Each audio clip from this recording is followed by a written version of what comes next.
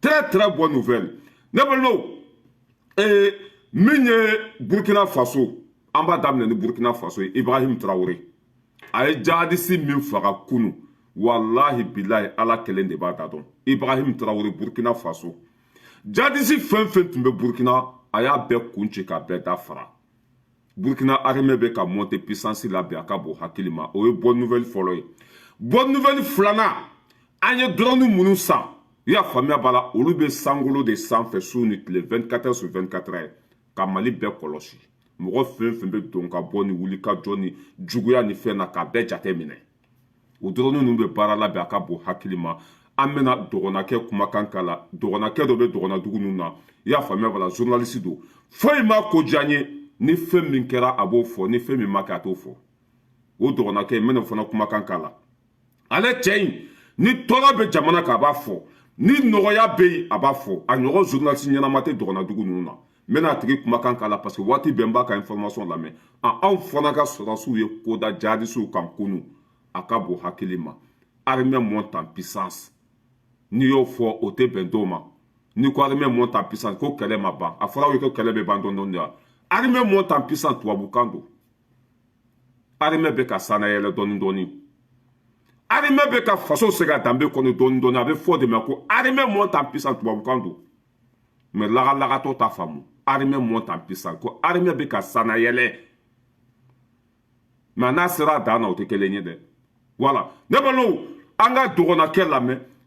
An ka drone ye fɛn min da jihadistes kan an ye fagali min da jihadistes kan wallahi journaliste dɔ bɛ dɔgɔnadugu la a bɛna da don a la ka bɛɛ fɔ mɔgɔ min sara ala kelen de b'a da don a jate ma se k'a dɔn fɔlɔ parce que drone ye bɔmu jigin dɔw kan dɔw ni cɛncɛn bɛɛ kɛra kelen ye bɔmu ye bɔmu jigin dɔw kan dɔw kɛra bugurijɛ ye dɔw kunkolo yera dɔw de sen ye e cɛ ala wallahi nin fanga in an bɛ nin kɔ fo saya ye wa an bɛ nin dɛmɛ. Ninnu bɛ ka kɛwale de yira anw na ninnu bɛ ka baara de kɛ an tɛ ninnu labila dɛ kunu c'est que ninnu bɛ ka fɛn kɛ bi kunu o tun tɛ se ka kɛ ninnu bɛ ka fɛn kɛ bi walahi bilahi bɛ na ni kuranɛ n bɛ tɛgɛ kunu masakɛ yɛrɛ tun tɛ jamana kunna kuma ma se ka jihadistes kɛlɛ ban kunu président tun tɛ yen Mamugu talen k'o bila maaforoko kɔnɔ o de tun bɛ yen ani zonw bi baara bɛ ka kɛ faso nafolo tɛ ka suɲa an bɛ ka wuli ka jihadistes ɲini k'u kun ci k'u da fara an bɛ nin cɛ in labila ni min ma kɔnta i b'a to i ka so dɛ n'i bɔra kɛnɛma an bɛ kun ci k'i da fara ni jamana i b'a to i ka so n'i bɔra an bɛ ko da i kan yan garankɛ ma min da bagolo kan ne balimaw an ka dɔgɔnakɛ lamɛn ale de bɛ dɔgɔnadugu la information à la source a bɛɛ bɛ ka kɛ ale ɲɛna ale de bɛ terre kɛ ale de bɛ sabu kɛ ale de b'a kɔnɔ ye an ka armée min da jihadistes kan bilahi a ka bon hakili ma Mali bɛ diya sa jamana in bɛ segin a danbe kɔnɔ jihadistes bɛ marifa bila bilahi a bila n t'a bila tasuma kami de ma d'i ma a bila n t'a bila i ni filan de bɛ ɲɔgɔn na bilahi bonne nouvelle baden de bɛ yen an ka cɛ lamɛn fɔlɔ pour fɛn min an bɛ ka na cɛ ka information jouer cɛ in ko ka di n ye de parce que mɔgɔ min don n y'a kɔlɔsi a mɛnna a ka information bɛ passe whatsapp groupe bɛɛ sanfɛ tuma dɔw la a bɛ kuma dɔw fɔ f'an yɛrɛ dusu bɛ bɔ n'a ko nin dugu ye attaquera nin jɛnina nin fagara an yɛrɛ bɛ dimi mais o y'a ka rôle ye ni fɛn min kɛra i y'a faamuya b'a la a kan k'o fɔ ni fɛn min kɛra a kan k'o fɔ ni fɛn min ma kɛ fana i ɲɛ t'a la an ka armées ye sebaya sɔrɔ cɛ bɔra k'a fɔ mais ni nin ye kafiri den dɔw de u t'a fɔ abada i n'a komi commandant Mete n'a ɲɔgɔnnaw olu kɔni ta nin dugu jɛnina nin kɛra ta mais fanga ka ɲuman tɛ fɔ mais ninnu de journalistes ɲɛnamaw ye nin de kunnafoni dila ɲɛnamaw ye ni min kɛra a b'o de fɔ ni min ma kɛ a t'o fɔ an ka cɛ lamɛn. Ok, Pays de Gaulle en direct. Mardi 21 mars 2023, Pays de Gaulle en direct, le groupe de l'information Ambeta Yorojuma Indeliman. Indeliman Nantara et Mali Dronou, Ambi et Dromoluko BTD. Ah, awa, drone Kabagodo. Awa, drone abi jatimina ke TBD. Voilà, abi frafana ke de. Papa. Ga drone tara image capturé, mouye terrorisme ga image. Ou comme ga franyon ka ke mouye Indeliman. En songo maradodo. Du 18 au 19. Allah akbar. Drone temana male sorasou. Donc oui, avion wol kata e majugu terrorisme bombardé de. Donc terrorisme hage mo sara agacha. aywa halisa a chiffre yɛrɛ amma sɔrɔ fɔlɔ a bila laban donc aywa côté terroriste maa mun sara a ka ca donc mali sɔrɔsi kɔni sanfɛ frappe de don dɛ donc aywa vraiment an b'a fɔ sɔrɔsiw bravo k'u dansɔgɔ kunu ko donc nin kɛra Indeliman du 18 au 19 mars 2023 donc mun ye dans le nord du Mali voilà pays tɔgɔ en direct Bama Kucala Bamba de Chiba tɔgɔ la aw bɛɛ ka foli bande aw dansɔgɔ anu merci beaucoup mon ami ni ma bɔnɛ da kɔnɔ dɛ ni anw tun ye nin fɔ o b'a fɔ k'an bɛ ka nkalon de tigɛ mais mɔgɔ minnu bɛ tasuma kami cɛ ma ale de bɔra ka nin fɔ ne balimaw an b'a ɲini maliyɛn bɛɛ fɛ malidenw hɔrɔn bɛɛ fɛ ala kama kira kama an ka ɲɔgɔn minɛ kɛlɛ min bɛ mali kɔnɔ a ma nɔgɔ mais n'an ye ɲɔgɔn minɛ a bɛ kɛ sababu ye n'an bɛɛ bɛ lafiya n'an ye ɲɔgɔn minɛ bila ala ka hɛrɛ bɛ jigi ye wa an bɛ juguw faga nin fanga in bɛ ka baara kɛ dɛ walahi an ka sɔrɔsiw bɛ baara la ka bon hakili ma an ka to ninnu ko an k'u dɛmɛ i y'a faamuya an ka ɲɔgɔn minɛ ka ninnu dɛmɛ ninnu bɛ baara de la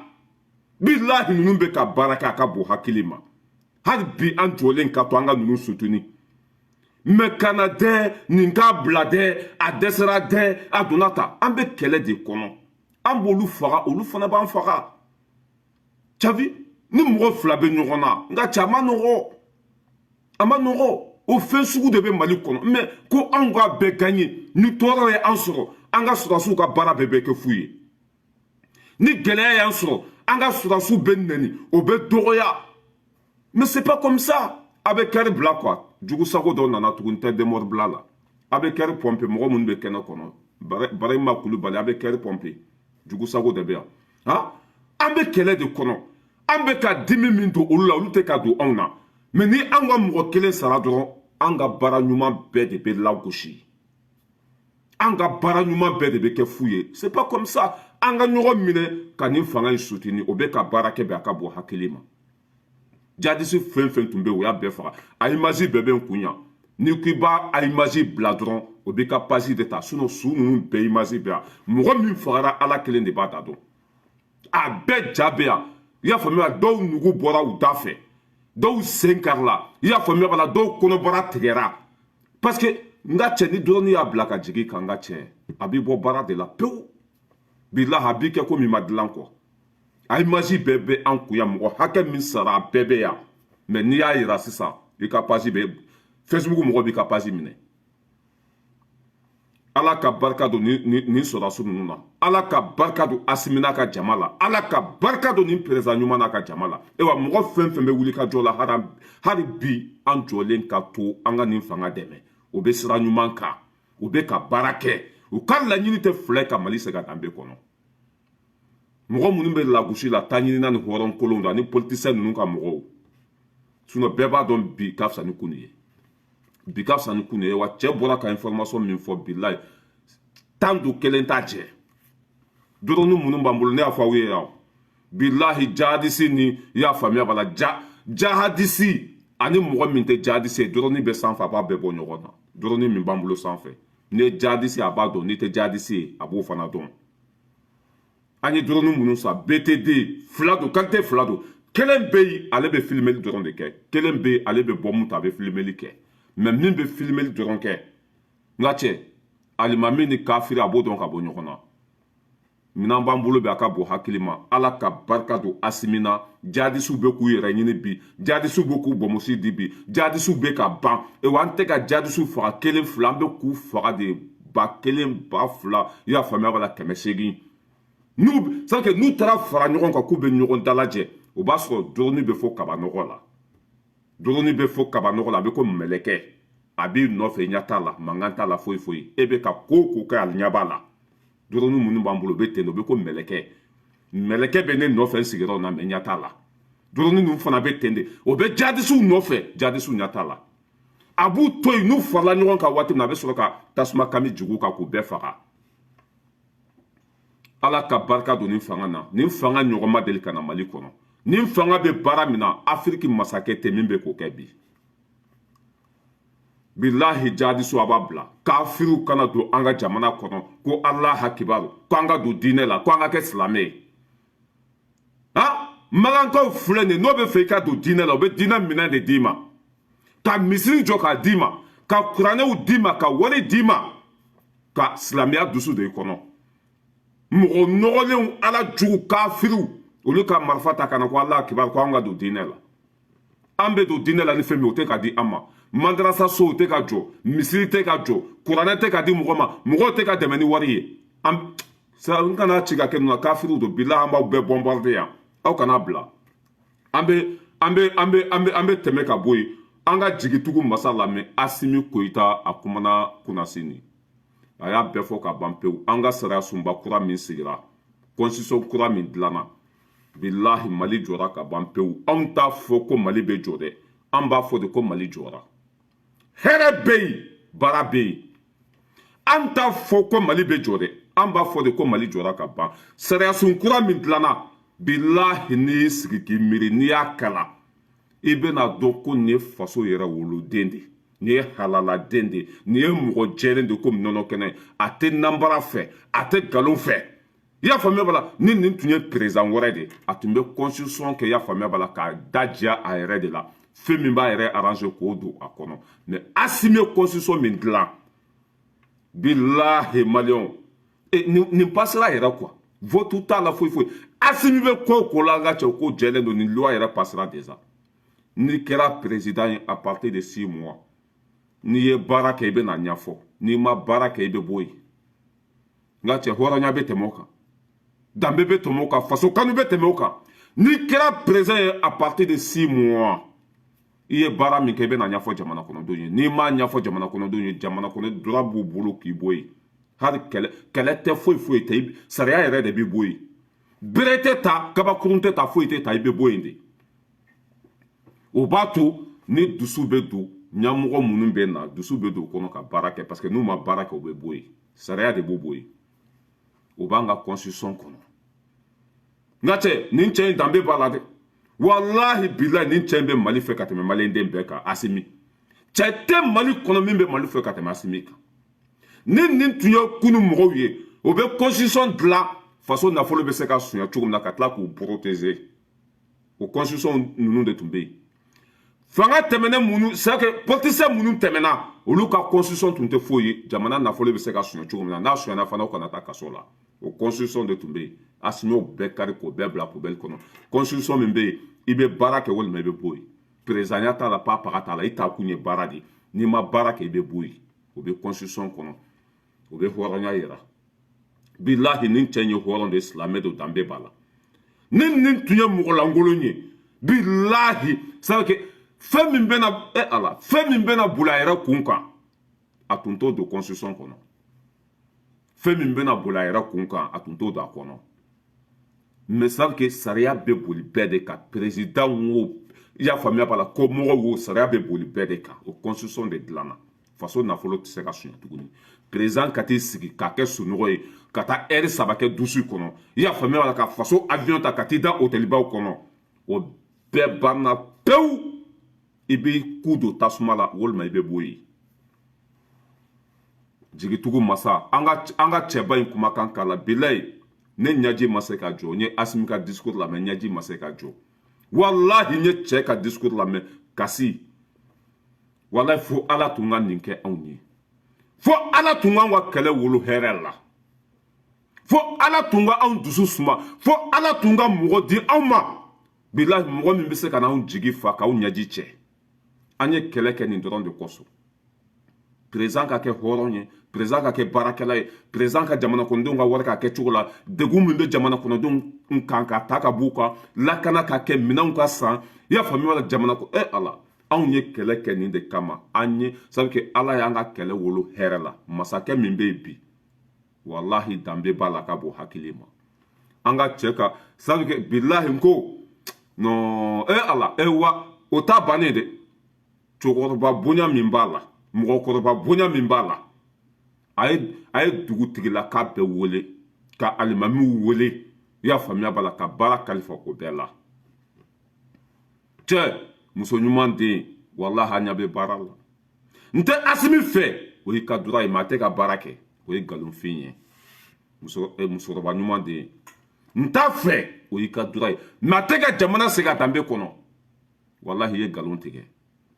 ne balo an ka lamɛn bilahi mali cɛkɔrɔba a y'a bɛɛ bonya mali cɛkɔrɔba jamana joli i y'a faamuya wala ani jamana kunna wulili a ye bɛɛ sen don a la a ye bɛɛ da don a la ko bɛɛ ka seko kɛ wa a bɛ cɛkɔrɔba ni musokɔrɔbaw bonya cogo min na ala tɛ nin labila sa bilahi ala tɛ nin labila président mana mali kɔnɔ min ye dugutigiw bonya ka tɛmɛ asimi kan président mana mali kɔnɔ min ye musokɔrɔbaw bonya ka tɛmɛ asimi kan a ye dugutigiw bila condition de kɔnɔ dugutigiw a y'u bila condition de kɔnɔ o jɔyɔrɔ ka bon jamana jɔli la n'i y'a mɛn ko dugutigi de ko don n'i y'a mɛn ko duguden dugutigi de ko don asimi jɔyɔrɔ d'a bɛɛ ma k'a bɛɛ bonya mɔgɔkɔrɔba bonya b'a la ala n ko walahi nin tɛ dɛsɛ an ka cɛ lamɛn fɔlɔ ni ko i b'a bɛɛ fɔ quoi a y'a lamɛn dɛ sɔnna ma n b'a to aw minnu ye dugutigiw ye aw minnu ye ladantɔn ɲɛmɔgɔw ye aw minnu ye Aminu Kalu ye aw minnu ye chef de fraction ye aw minnu y'an ka diinɛ ɲɛmɔgɔ ye n'aw seginna a bɛ se ka taa ɲɛfɔ jamanadenw na cogo min na u k'a faamuya u k'a sɔn ma yanni kalafili dɔw cɛ n dalen b'a la ni nin sara sunba gafe n'a tɛmɛna ni maliyɛn sɔnna ma n dalen bɛ fɛn damadɔni na jamana ɲɛmɔgɔ jamana marabagaw seko seko kɛ jamana kɔnɔ bilen u jɛkalen don jamanadenw ka seko ka kɛ o jamana don jamana ka taa ɲɛ jamana ka lakana n'o tɛ u b'u pilasi la ka do dɔrɔn ma bɛɛ b'i se min bɛɛ b'o kɛ jamana mara la filanan n dalen bɛ mun na an ka jamana tɛ kɛ batɛmɛ sira bilen n'a ka di mɔgɔ min o bɛ don ni mun ka da bɛ bɔ n'a tɛ sira mɔgɔ la o bɛɛ bɛ dabila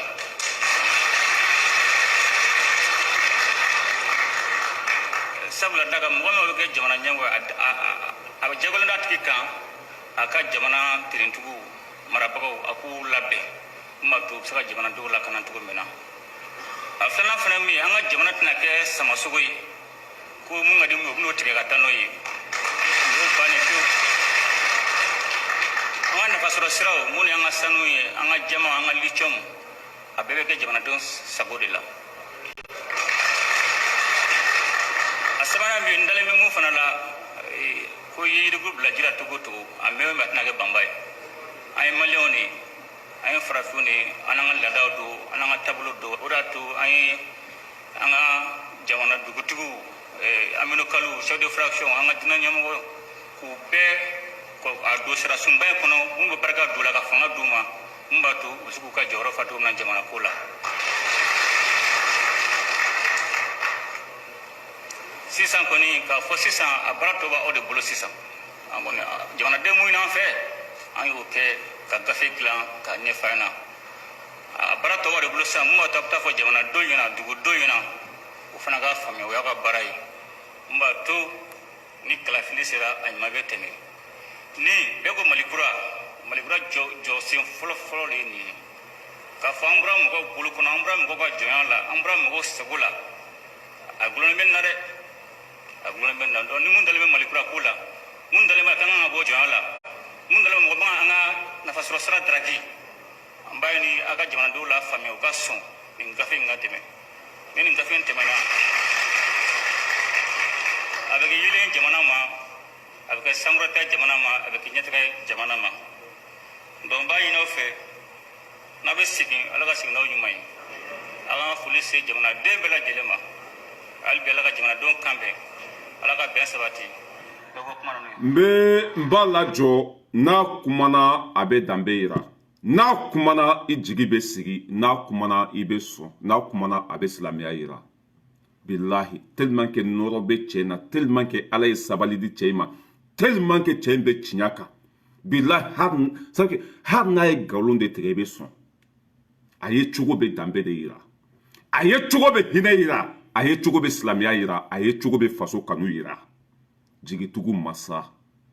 constitution kun fɔlɔ ni ɲɛmɔgɔ taara n'i ma jamana kɔnɔdenw sago kɛ i bɛ bɔ yen mali tɛ kɛ batɛmɛsira ye mali tɛ kɛ samasogo ye i n'i ka muru kana ka dɔ tigɛ ka taa n'a ye k'o banna pewu wa baara dira dugutigilakaw ma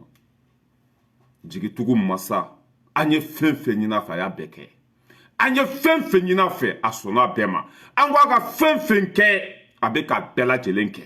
an bɛ nin bila ka taa jɔn de ta an bɛ bɔ nin kɔ ka tugu jɔn de kɔ an bɛ nin labila jɔn de ye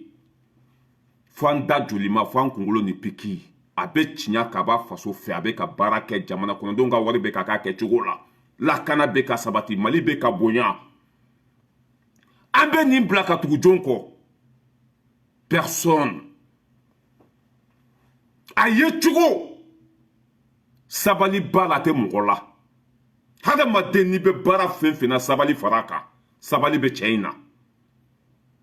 président kunturu n'i y'a ye f'a hinɛ b'i minɛ président kunturu fini kelen de b'a la président kunturu kuma ka gɛlɛ a ma an bɛ nin bila ka jɔn ta e wa fɛn fɛn bɛ sariya sunba in kɔnɔ hɛrɛ don ka ɲɛsin jamana ma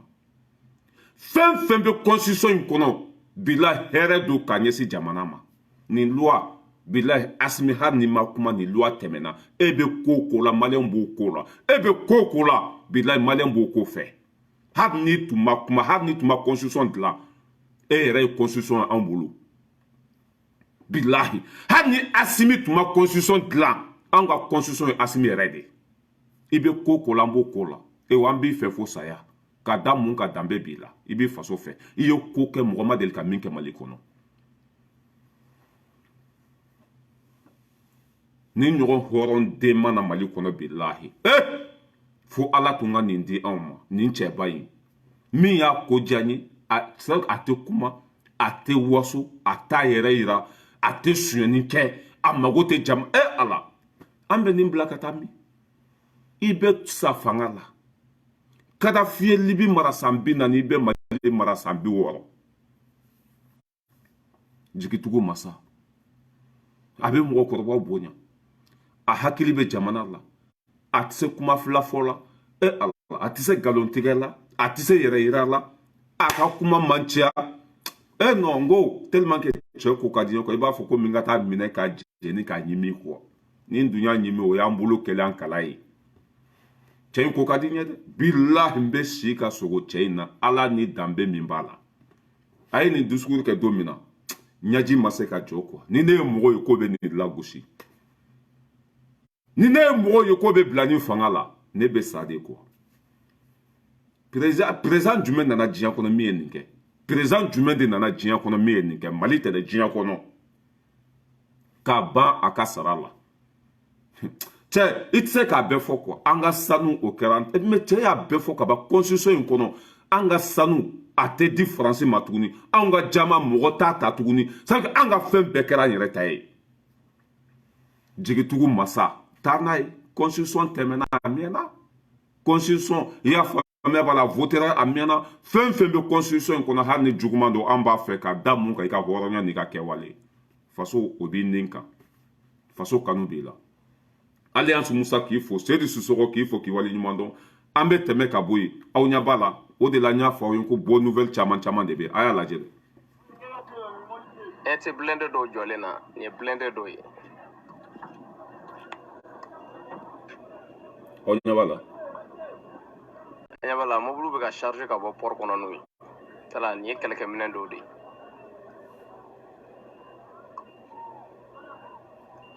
u tɛ sɔn an ka filmer quoi an bɛ k'an dogo ka filmer de quoi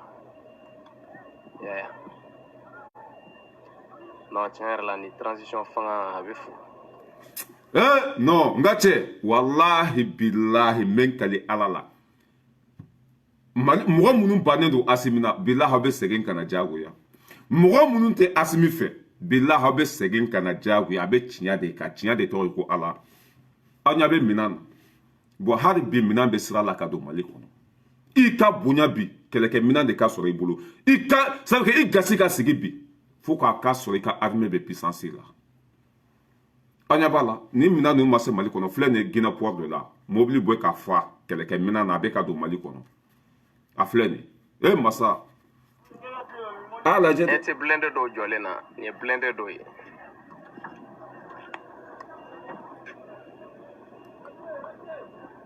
ɲɛ b'a la mobile bɛ ka charger ka bɔ port kɔnɔ n'o ye tala nin ye bon jɔn de bɛ se ka nin sɔsɔ ɲɛdimi de kɔnɔdimi tɛ ale bɛ ka fɛn fɛn kɛ a bɛ ka ye de e b'o kɛlɛ ka taa min e bɛ se ka t'i jɔ maliyɛnw ma cogo jumɛn k'o ma baara kɛ e bɛ se ka taa nkalon tigɛ maliyɛnw cogo jumɛn ko Asimi tɛ baarakɛla u dun ɲɛ b'a la a bɛ ka baara min kɛ nin bɛɛ bɛ ka ye de cɛ bɛ k'i dɛn mina minnu bɛ sira la ka na mina minnu bɛ ka jigin ka bɔ pɔri kɔnɔ mina minnu bɛ ka décharger ka bɔ bateau kɔnɔ cɛ bɛ k'i dɛn ka filmer ne m'a fɔ a ye ko don o don minɛn bɛ ka don Mali kɔnɔ don o don kɛlɛkɛminɛnw bɛ ka san ne m'o fɔ aw ye Zedi Sisoko an ka nin cɛ in dɛmɛ an ka to nin sira in kan bilahi kunnawolo b'a kɔfɛ lafiya b'a kɔfɛ basigi b'a kɔfɛ hɛrɛ b'a kɔfɛ tungalataga o bɛ ban nin tile la François bɛ visa ɲini ka taa Mali la hara tɛ miɲɛ bilahi kafiriw bɛ visa ɲini ka taa Afiriki hara tɛ miɲɛ nin bɛ Mali segin a danbe kɔnɔ an bɛ tɛmɛ ka bɔ yen nɔ bonne nouvelle filanan Vladimir Poutine a ko Afiriki lakana i y'a faamuya b'a la ko a yɛrɛ de bɛna sen don a la Afiriki lakana ko a yɛrɛ de bɛna sen don a la Afiriki bɛɛ ka lakana jihadisiko kɛlɛ k'a bɛn'o ban Afiriki kɔnɔ pewu Vladimir Poutine kunun a ka discours la n ka cɛ bonne nouvelle bɛ yen dɛ Vladimir Poutine ye conférence kɛ kunun a yɛrɛ de kumana a ko jihadisiko kɛlɛ ko a yɛrɛ de bɛna sen don a la ka jihadisiko kɛlɛ k'o ban Afiriki kɔnɔ Mali tɛ dɛ Afiriki bɛɛ ko a bɛ tila i y'a faamuya b'a la Africains ka sanu bɔcogo u ka sanu bɛ bɔ cogo min na a b'a minɛn d'u ma u yɛrɛ k'u ka sanu labɔ u yɛrɛ ye ale mago t'u ka sanu la sanu bɛ Irisi jamana kan pétrole bɛ yen jama bɛ yen depuis sa mana kɔlɔnda ɲiginnen don ale ta ye dɔrɔn ka Afiriki développer k'u dɛmɛ i y'a faamuya b'a la u bɛ se ka hɛrɛ sɔrɔ cogo min na bilahi Afiriki dugu fɛn o fɛn n'a y'a sɔrɔ aw tɛgɛ bɛ Faransi bolo n'aw m'aw tɛgɛ bɔ Faransi bolo ka tugu Irisi kɔ aw bɛ nimisa de n bɛ segin a kan Afiriki dugu fɛn o fɛn bɛ kɔfilajɛgɛya la Afiriki dugu fɛn o fɛn bɛ ka sira fila tagama Afiriki dugu fɛn o fɛn bɛ yen nɔ n'u tɛgɛ bɛ Faransi bolo n'aw m'aw tɛgɛ bɔ Faransi bolo ka tugu Irisi kɔ Afiriki diyatɔla don dɛ bilahi Afiriki bɛna diya taama taama basigi bɛna lafiya bɛna ye ça veut dire que an bɛna kɛ sanu bereni de Poutine y'o hakilina ta a bɛna an dɛmɛ hisabidilahi ala kama ka ɲa an ma k'an dɛmɛ ten hisabidilahi sanubɔ masiniw olu bɛna di an ma an ka sanu bɛ bɔ masi minnu bɛ pétrole bɔ olu bɛna di an ma o bɛna an dɛmɛ fɛn fɛn de bɛ hɛrɛ lase an ma fɛn fɛn de bɛ se ka kɛ an ka jamana développer sira de k'a yɛrɛ de bɛna sen don a la han partenariat gagnant gagnant o yɛrɛ tɛ tuguni dɛ n b'aw dɛmɛ ten hisabidilahi or que kunna an tun bɛ mɔgɔ minnu ala n ko walayi tiɲɛ de tɔgɔ ye ko ala bincogo t'a la nkalon mana san 100 kɛ boli la don dɔ la tiɲɛ b'a la jɔ an b'o kɛnɛ de kan bi wa Afiriki jamana fɛn fɛn ni m'i tɛgɛ di Irisi ma bilahi juwo bɛ taa ni e ka jamana ye nimisa ni nimisa tɛ i tɛ foyi sɔrɔ a kɔfɛ an ka Vladimir Poutine lamɛn dɛ masa n ko cɛ diɲɛ bɛna diya quoi a y'a lamɛn dɛ. Cette conférence interparlementaire de tous les représentants des organes de pouvoir et dirigeants de partis et mouvements politiques de Russie et d'Afrique. Votre conférence est évidemment importante dans le contexte actuel et du développement ultérieur des relations entre la Russie et l'Afrique. De plus, nous envisageons cette rencontre comme exceptionnelle dans le cadre des préparatifs du deuxième sommet Russie-Afrique prévu au mois de juillet. Le premier sommet Russie-Afrique qui s'était tenu en octobre 2019 à Sochi avait été très positif dans ses résultats et nous avait permis de renforcer cette coopération entre la Russie et l'Afrique, d'activer les échanges entre les milieux d'affaires, mais aussi sur le plan social et culturel. Ce partenariat entre la Russie et les pays d'Afrique a acquis une nouvelle dynamique et est passé à un niveau nettement supérieur.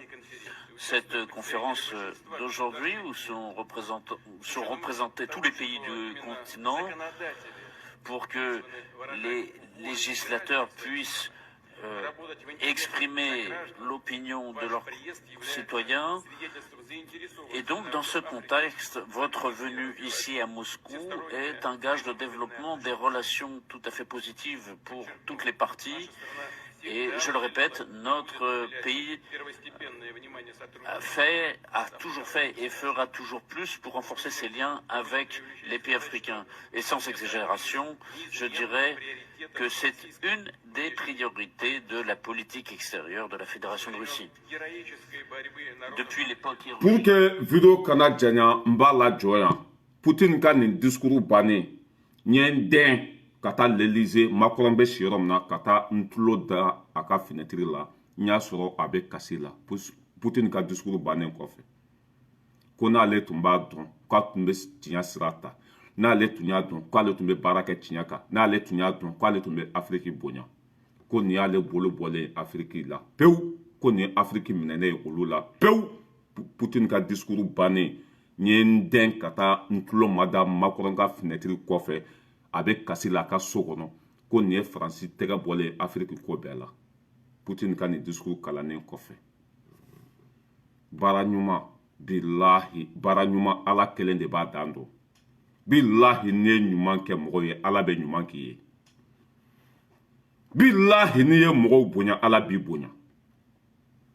France be kasi la be aka bo hakilma Poutine fleur ne nyogonye min bena ke mois de juin ni herete Afrika on tena foi soro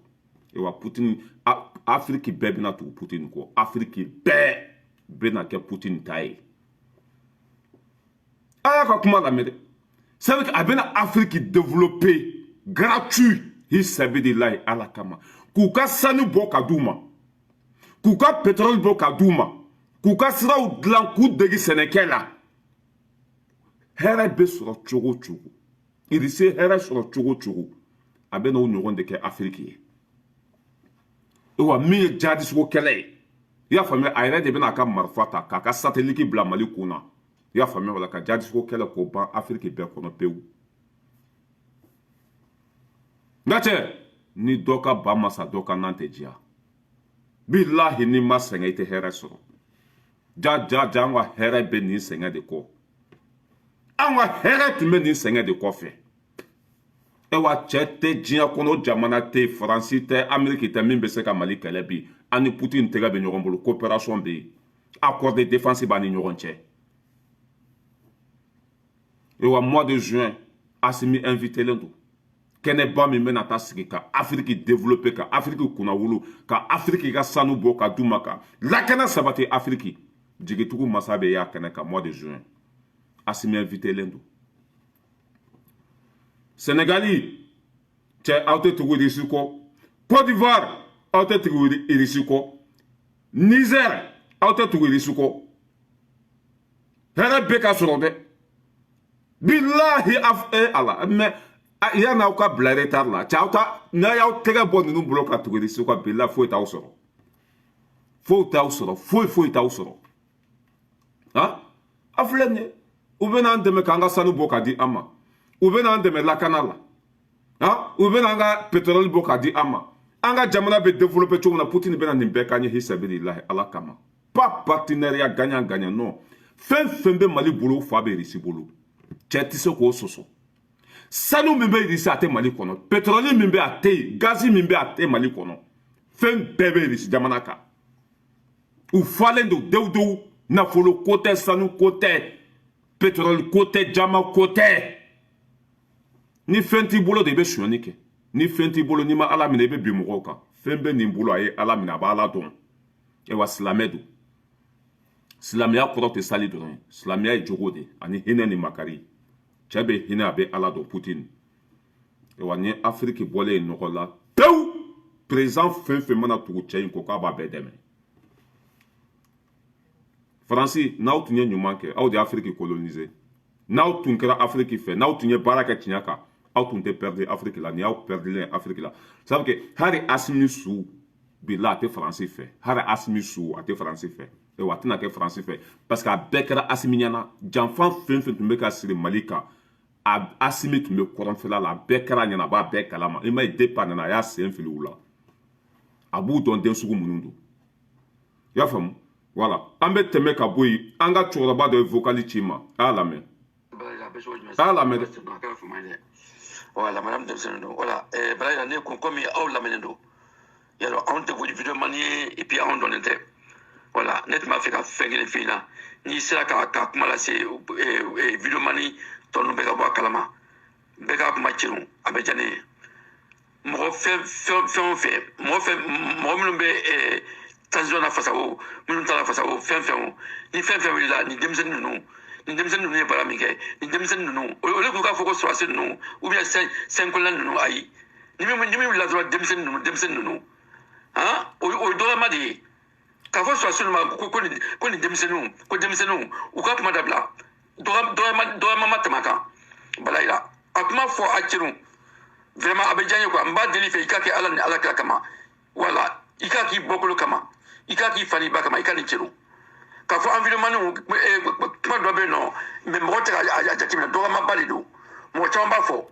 Voilà, n bɛ ala jɔya pour que video kana janya an ka cɛkɔrɔba ɲuman don a b'an bɛɛ su a b'an bɛɛ bilasira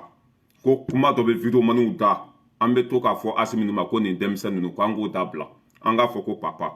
walima an k'a fɔ grand père walima an k'a fɔ ko an ka président walima an k'a fɔ sɔrɔdasiw mais ka t'i sigi jamana bɛɛ fa k'o ma ko denmisɛnnin o ye dɔgɔyama de ye a ka kuma foyi tɛ ni tiɲɛ tɛ à partir d'aujourd'hui n'an y'a mɛn video mani fɛn fɛn da ko nin denmisɛn ninnu an b'i bilakɔrɔ fara saba tigɛ an bɛ amande ben kan an bɛ sariya boli kan an b'i kɛlɛ yan cɛkɔrɔba ye min fɔ a ye tiɲɛ de fɔ jamana ɲɛmɔgɔ i y'a faamuya b'a la hali n'a si ye san 2 de ye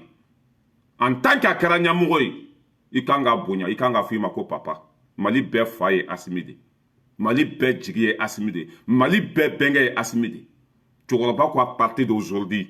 a tɛ fɛ k'a mɛn mɔgɔ minnu bɛ k'a dɛmɛ ani mɔgɔ minnu tɛ k'a dɛmɛ k'a fɔ Asimi ninnu ma ko nin denmisɛn ninnu k'a tɛ fɛ k'o mɛn tuguni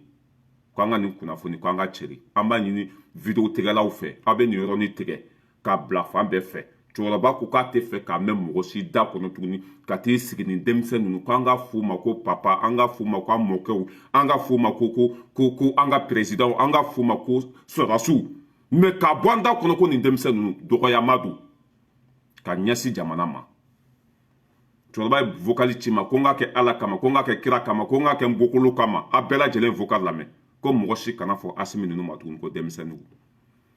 a bɛ place min na a bɛ mɔgɔkɔrɔba place de la bɛɛ ka fɔ Asimi ma ko an fa bɛɛ ka fɔ a ma ko vieux père bɛɛ ka fɔ a ma ko tonton bɛɛ ka fɔ a ma ko mon président bɛɛ ka fɔ a ma i y'a faamuya la ko le 5 colonel mais ka t'i sigi ko nin denmisɛn ninnu n'an y'a mɛn cɛw cɛ da kɔrɔ an b'i kun ci k'i da fara i y'a faamu mɔgɔ si kan'o fɔ tuguni an bɛ tɛmɛ ka bɔ yen pour que video kana janya min ye Espagne passeport ko ye an bɛ an da don o la ka bɔ yen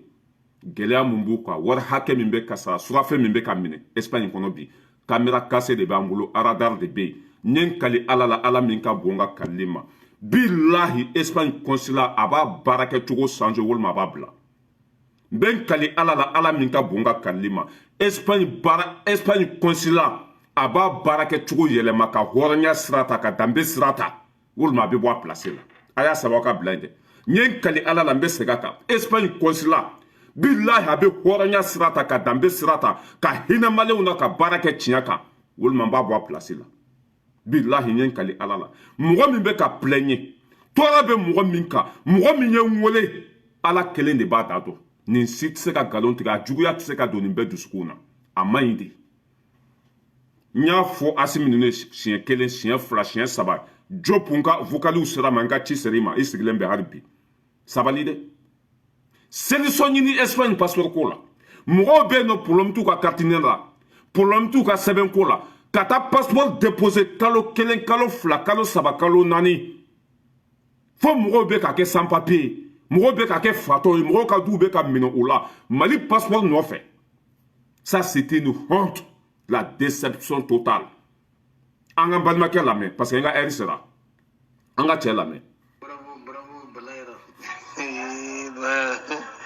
ye min kɔni ne kɔni kabako bi a ye sɔgɔn ye an dun yɛrɛ ye wari min don an ka passeport ko da a taara fɔ 70,000 n'o i ka kuma ka di minɛ a bɛ yan dɛ a bɛ yan yɛrɛ ka mɔgɔw ye ne yɛrɛ ma ɲasi maliko ne min bɛ n'i sigi tuma dɔrɔn i bɛ dimi han ma de wallahi i bɛ dimi han ma an ni Sénégalais min bɛ taa ci la sisan passeport ta kama olu bɛ ka passeport mun bɛ bɛn 30 euros 4,000 CFA a tɛ 4,000 yɛrɛ bɔ 3,000 ni 100 kɔnɔ anw ta 10,000 CFA 100 euros 120 yɛrɛ kabako don de bon mba la jɔ aw yɛrɛ tulo b'a la 70,000 a y'o de sara ka passeport nɔfɛ 70,000 Mali passeport hali bi a ma sɔrɔ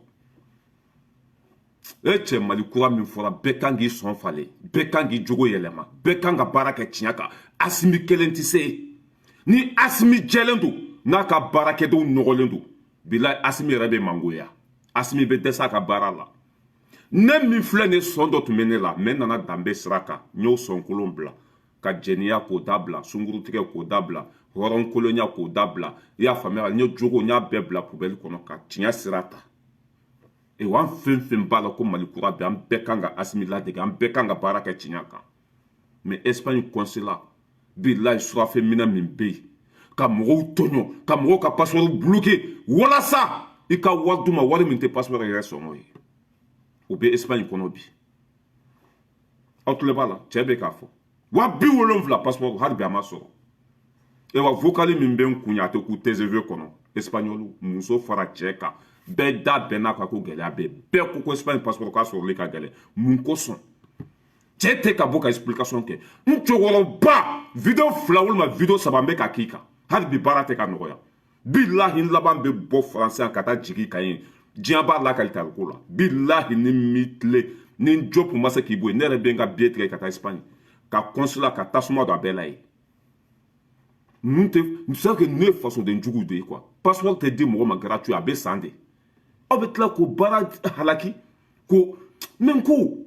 finiko yiri de ka jugu fini ma bilahi finiko yiri a ka jugu fini ma nin bɛ kɛ ala non mais ni ko i b'a fɔ cogo dɔ la quoi i dusu bɛ tiɲɛ quoi bilahi finiko yiri o de ka jugu fini ma maliyɛn kan ka tɔɔrɔ bi faransi b'i ka passeport déposé tile kelen cɛ bɔra k'a fɔ sa Sénégal ta hali a tɛ 4,000 Sénégal passeport 4,000 i bɛ taa dɔrɔn u b'i photo k'a la ka d'i ma 10 ans fana don 100 ans 10 ans anw ta 5 ans o yɛrɛ n'i b'a sɔrɔ Espagne n ka cɛ faut que i ka kulusi bɔ k'i ka duloki bɔ mais c'est une honte Asimi nana dɔrɔn ka mɔgɔ kɔrɔ ninnu bɛɛ t'u place la yen Asimi nana dɔrɔn ka fɛn nɔgɔlen ninnu to a kɛrɛfɛ Asimi nana kɛ ni sigi nɔgɔ de t'u la nɔgɔ la saleté kasa b'i déranger bilahi kasa b'i sɛgɛn i tun kan ka yɔrɔ furan ka jɛ ka sɔrɔ k'i sigi mais e nana k'i sigi poubelle kɔnɔ kasa b'i déranger kasa b'i sigi ɲɔgɔn tɔɔrɔ kuma fa na ba filɛ nin n bɛ aw bila n ye n kali ala la ala min ka bon n ka kalili ma Espagne consulat ni m'i ka baarakɛcogo changer walima gɛlɛya min bɛ yen fɛn min bɛ k'a to ni mɔgɔ bɛ ka sɛgɛn passeport nɔfɛ n'i ma bɔ k'a fɔ k'i yɛrɛ jɛya k'i sigi yen ten i bɛ k'an ka video lamɛn i tɛ ka yɛlɛma don baaraw la n bɛ ko da i ka garankɛ ma min da bagolo kan i bɛ n dɔn n'anw da donna kodenni na a bɛ kɛ koba ye n'anw y'a nɔrɔ mɔgɔ fɛn fɛn na bilahi an dabara bɛ taa n'i ye quoi an dabara n ye nin tɛ video sabanan de bilahi n'a bɛ dafa naani bilahi ne ma bɔ i place la walima continue il faut continuer tu vas voir n bɛ tila tuguni n bɛ Diop wele bilahi n bɛ tila n bɛ Diop wele kibaruya mun bɛ yen n Diop k'a ka billet tigɛ Abulaye Diop e de bɛ Tunkaranko ka ministériya la i ka billet tigɛ i ka taa Espagne tɔɔrɔ bɛ yen i ka billet tigɛ i ka taa Espagne consulat lajɛ gɛlɛya bɛ yen i ka billet tigɛ i ka taa Espagne Diop nin ye siɲɛ sabanan de ye n bɛ ka kangari da i fana ye k'a fɔ an bɛ k'aw dɛmɛ mais ni baara min fana ma ɲɛ ko an ka ɲɛ tugu o kan an t'o la dɛ aw bɛ malidenw de kama ye wa Asimi dɛmɛbaga bɛɛ bɛ diaspora de la Asimi dɛmɛbaga bɛɛ bɛ diaspora de la Espagne passeport ko gɛlɛya don mɔgɔw bɛ ka kɛ fatɔ ye mɔgɔw ka baaraw bɛ ka tiɲɛ mɔgɔw ka duw bɛ ka minɛ mɔgɔw bɛ ka si kɛnɛma nin nɛnɛ la u dɛsɛra k'u ka passeport sɔrɔ n'i ma passeport sɔrɔ i tɛ Europe sɛbɛn sɔrɔ ni Mali passeport t'i bolo i tɛ Espagne séjour sɔrɔ i t'a sɔrɔ ne min filɛ nin ye don dɔ la n ka papier n taara renouveler papier banna o ye message ci ma ko n ka taa n ka passeport ta n ɲinana n ka passeport dɔrɔn de kɔ n ɲinana passeport kɔ so n taara n ko muso ma n ko ne don a ye photo k'a bɛɛ a b'a dɔn ko ne yɛrɛ don ko a ka kɛ ala kama n ka yɔrɔ ka jan a k'an ka sɛbɛn di yan a ma sɔn abada fo k'i ni passeport de ka taa ni passeport ma taa o y'i kɛlen ye sans papier ye mɔgɔ bɛ ka tɔɲɔ mɔgɔ minnu bɛ ka jamana jɔ mɔgɔ bɛ ka tɔɲɔ mɔgɔ minnu bɛ ka jamana développer Tunkaranko bɛ wari min ladon jamana kɔnɔ i y'a faamuya wala hali jamana impôt t'o ladon Mba bla Jaba Baraji k'i fo Seydi Sissoko ka bɛɛ lajɛlen fo mɔgɔ fɛn fɛn bɛ kɛnɛ kɔnɔ k'aw bɛɛ tu fo an bɛ ɲɔgɔn bolo danbe sira kan ni Ala na kira sɔnna an b'an faso dɛmɛ fo an joli laban tiɲɛ kan i ka wari ko tɛ foyi ka Mali dɛmɛ ten hisabililayi i ka wari t'u bolo yen nɔ i ka jɔyɔrɔw t'u bolo yen nɔ mais an ka wari ani taara baara min kama i b'o kɛ diyagoya an jɔlen bɛ yan ne mago t'i ka wari la mago t'i ka sanu la mago tɛ place la ma taa école la n tɛ journaliste ye ma kuma kalan foyi mun de n bila video kɛ la faso kanu parce que anw tun tɔɔrɔla jigi tun tɛ anw na bɛɛ tun démissionnera diinɛ ɲɛmɔgɔw wo président wo ministre wo assemblée wo bɛɛ tun y'i kɔ don anw na k'anw kɛ falatɔ ye o de la anw ye dusu ta k'an ka hakɛ ɲini sinon n tɛ se kuma la n tɛ journaliste ye n ma taa école la i y'a faamuya b'a la n tun ye wotoro pusela de mais mun de ye n sigi nin kɛnɛ kan tɔɔrɔ de y'a lase an ma hakɛto bɛ kuma kɔnɔ wasala